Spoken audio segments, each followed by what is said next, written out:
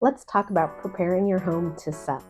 Now, perhaps it's the end of the year and you're thinking you're going to go on in the early spring. That's a great time to go on the market. What do you want to do to get it ready to go on? Well, first of all, you need to put on the hat of a person who's trying to sell a product for top dollar and not a homeowner hat.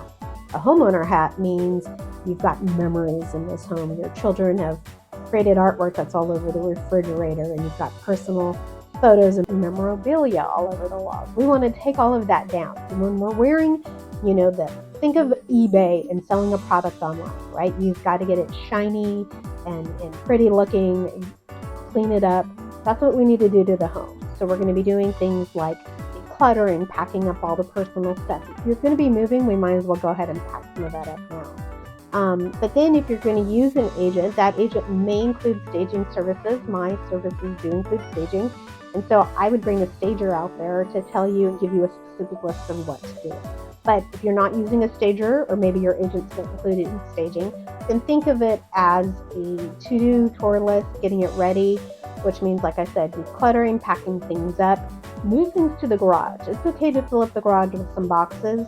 Make sure they can still walk in the garage and see that it is a garage. And if there's any special characteristics of a garage, you have a bump out extra space, or you've got maybe tables, workbenches, those sort of things that you want to include in the sale. Make sure you can see those assets. But otherwise, pick a corner of the garage, fill it up with boxes. We really want to minimize what's in the home so that buyers, when they walk in the door, they can envision their pictures and their memorabilia on the walls. We want to get rid of anything that could be offensive to somebody, and offensive doesn't really mean offensive. It just means, they may not have the same beliefs or culture that you do. So things, like taking down crosses, taking down the deer heads on the wall, things like that. We want to, again, we're trying to depersonalize the home and make it so that it will appeal to the masses. The more people that your home appeal to, the more opportunity there is for a higher price on that offer. So the goal is a numbers game on this sale.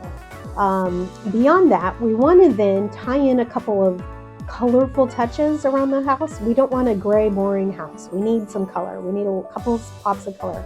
Pick one or two main colors to add a couple accents to in each room. So accents could be, an orange owl, ceramic owl on a shelf, and then we'll tie in the same orange into kitchen towels maybe, or hand towels in the bathroom. We want a little bit of color, but not a ton of color. Keep that in mind. I hope this helps. Again, maybe your agent includes staging in their services, so I would recommend talking to your agent and get that stager out right away if that's the game plan, because the sooner you start working on that list, the easier it's going to be.